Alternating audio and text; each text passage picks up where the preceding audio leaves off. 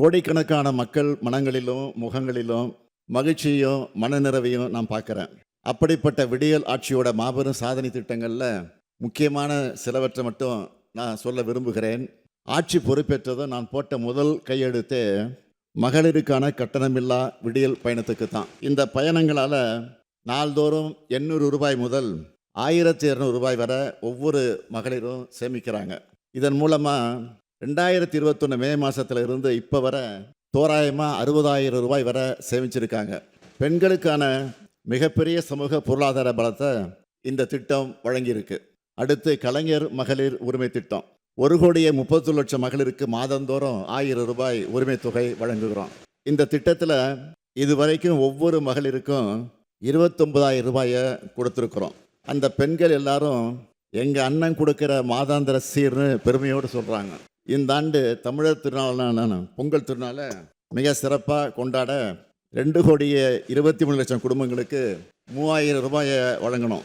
தமிழ்நாடே மகிழ்ச்சியோட பொங்கலை கொண்டாடுச்சு.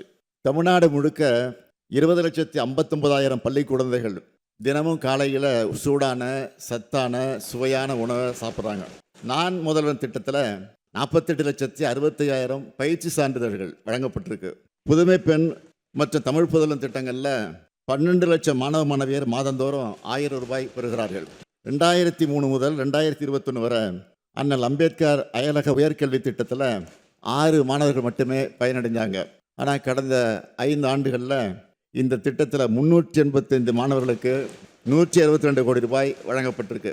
ஆக்ஸ்போர்டு உள்ளிட்ட உலகின் முன்னணி பல்கலைக்கழகங்களில் படிக்கிறாங்க.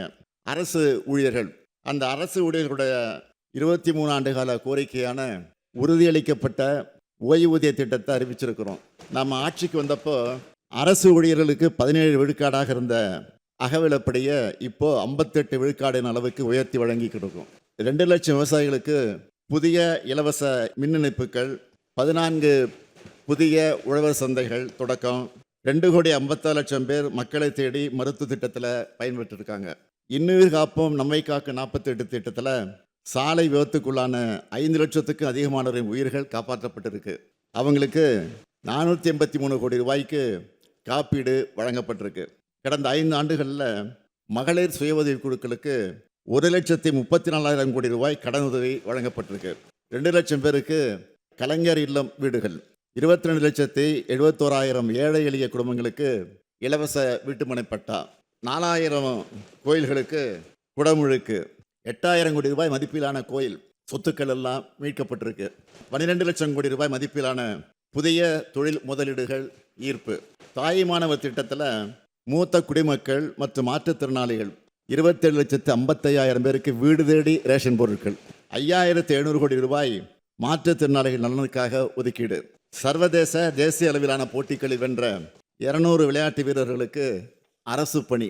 கிண்டியில் கலைஞர் நூற்றாண்டு உயர் சிறப்பு மருத்துவமனை, மதுரையில் கலைஞர் நூற்றாண்டு நூலகம், சென்னையில் கிளாம்பாக்கம் கலைஞர் நூற்றாண்டு பேருந்து முனையம், திருச்சி பஞ்சப்பூரில் கலைஞர் ஒருங்கிணைந்த பேருந்து முனையம், முதல்வர் படைப்பகங்கள், 38 மாதிரி பள்ளிகள், 37 அரசு கலை மற்றும் அறிவியல் கல்லூரிகள், 10 லட்சம் மாணவர்களுக்கு மடிக்கணினிகள், 19 தோழி விடுதிகள், 141 மினி ஸ்டேடியங்கள்.